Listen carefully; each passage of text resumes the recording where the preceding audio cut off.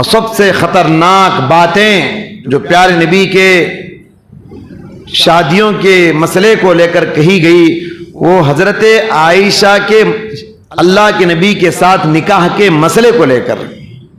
حضرت عائشہ کی شادی پیارے نبی کے ساتھ سچ ہے کم عمری میں کم سنی میں ہوئی، کم عمری میں ہوئی، کم سنی میں ہوئی. اور آپ کو معلوم ہے پیارے نبی کی 11 بیویوں میں 10 بیویاں بیوہ تھی، ایک بیوی عائشہ کنواری تھی. یہ دشمنان اسلام پیارے نبی کی 10 بیوہ بیویوں کو سامنے رکھ کر اللہ کے نبی کے اخلاق کی تعریف نہیں کرتے. صرف ایک بیوی جو کنواری کو شادی کر لیے اس کو مسئلہ بنا کر اللہ کے نبی کو بدنام کرنے کی ناپاک سازشیں کرتے ہیں، اللہ کے نبی پر کیچڑ اچھالنے کی، ناموس رسالت کے ساتھ کھلواڑ کرنے کی کوشش کرتے ہیں. حضرات گرامی، حضرت عائشہ کی جب شادی ہوئی تو 9 سال تھی حضرت عائشہ کی عمر. پیارے نبی کے ساتھ جب شادی ہوئی 9 سال کی لڑکی کا مطلب آپ ہندوستان کی لڑکی کو قیاس مت کیجئے عرب کی لڑکی پر. ہندوستان کا آب و ہوا، ہندوستان کی آب و ہوا، ہندوستان کا جو فضا ہے، ہندوستان کا جو ماحول ہے، جو موسم ہے، یہاں کا جو کلائمیٹ ہے یہ الگ ہے اور عرب کا الگ ہے. آب و ہوا وہاں کی الگ ہوتی ہے، وہاں کا کلائمیٹ الگ ہوتا ہے. اور وہاں کے بچے بہت جلد حد بلوغت کو پہنچ جاتے ہیں، جوانی کی عمر کو پہنچ جاتے ہیں. ہوتے ہی 8-9 سال کے، لیکن دیکھنے میں جسامت میں لگتے ہیں کہ 17-18 سال کے ہیں. عرب کا ویسا ماحول ہوتا ہے، عرب کا ماحول ایسے ہوتا ہے. صحیح ہے حضرت عائشہ رضی اللہ تعالیٰ عنہ کی شادی پیارے نبی کے ساتھ کم عمری میں کم سینے میں ہوئی، لیکن یاد رہے عرب کے سماج میں کم عمر لڑکیوں سے شادی کرنا یہ کامن بات ہے. تب بھی اور اب بھی یہ کامن بات ہے کم عمر لڑکیوں سے شادی کرنا. اس کو وہاں کے لوگ معیوب نہیں سمجھتے، اس کو غلط نظر سے نہیں دیکھتے. ہاں ہندوستان میں یہ معیوب ہے. ہندوستان کے اندر دیکھیے ایک عورت بیوہ ہو جاتی ہے، پوری زندگی بیوگی کے ساتھ گزار لیتی ہے، اس کو کوئی دوسرا رشتہ نہیں آتا. عیب سمجھتے بیوہ عورت سے شادی کرنے کو. لیکن عرب کا ماحول کیسا ہے؟ ایک عورت بیوہ ہو گئی،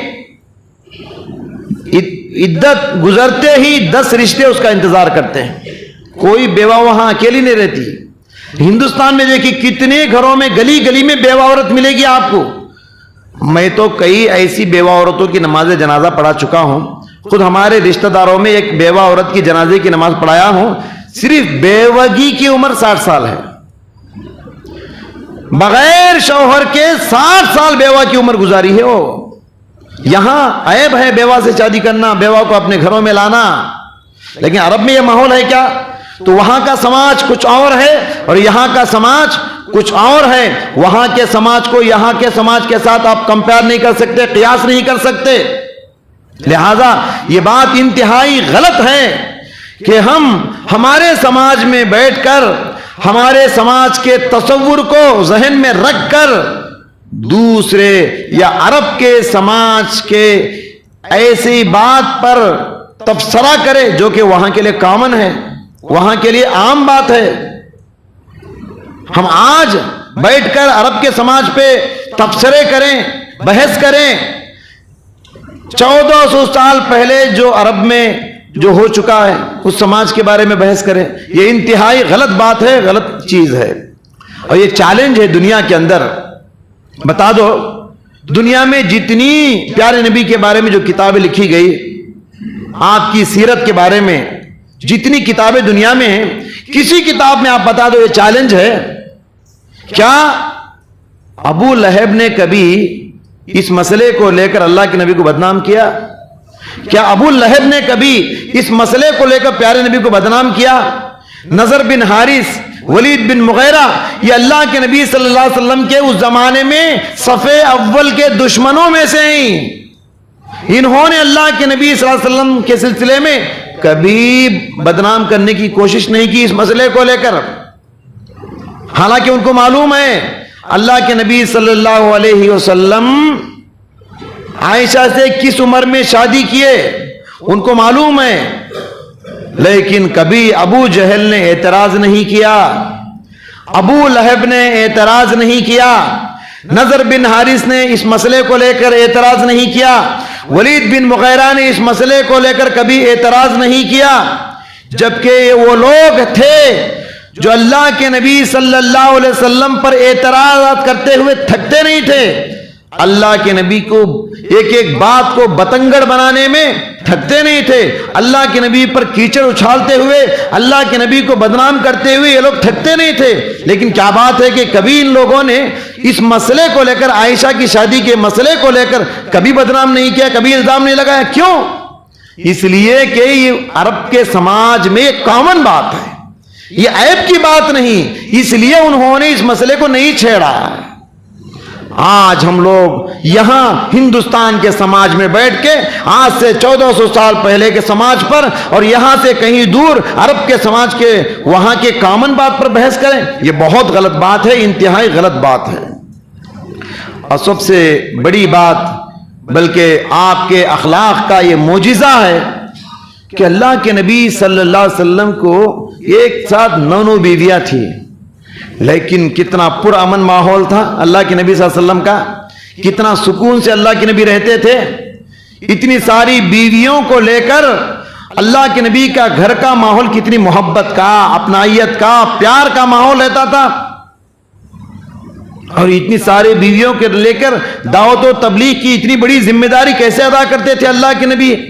مطلب یہ ہے کہ اللہ کے نبی کے وہ اخلاق تھے ان بیویوں کے ساتھ کہ اللہ کے نبی کے گھروں میں سکون کا ماحول رہتا تھا۔ ہمارے پاس کسی کو ایک سے زیادہ 2 بیویاں ہیں، آپ دیکھیے وہ شوہر کتنا پریشان رہتا ہے یہاں کے ماحول میں، گویا کہ 2 چکیوں کے بیچ میں جیسے آٹا پسا جاتا ہے، 2 بیویوں کے بیچ میں شوہر ویسے پسا جاتا ہے یہاں ہندوستان کے ماحول میں۔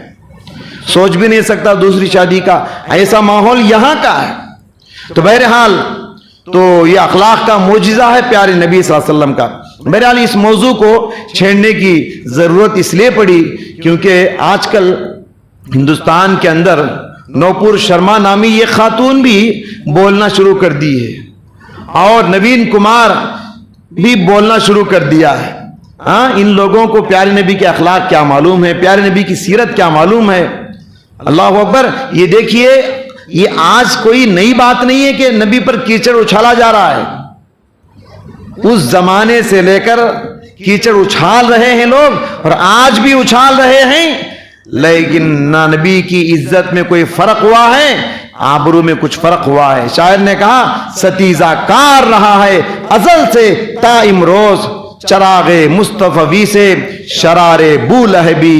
اللہ تعالیٰ نے سورہ ہجر میں ارشاد فرمایا انا کفیناک المستہزئین، اے پیغمبر جو لوگ آپ کا مذاق اڑا رہے ہیں ہم کافی ہیں، ہم ان کا حال دیکھ لیں گے۔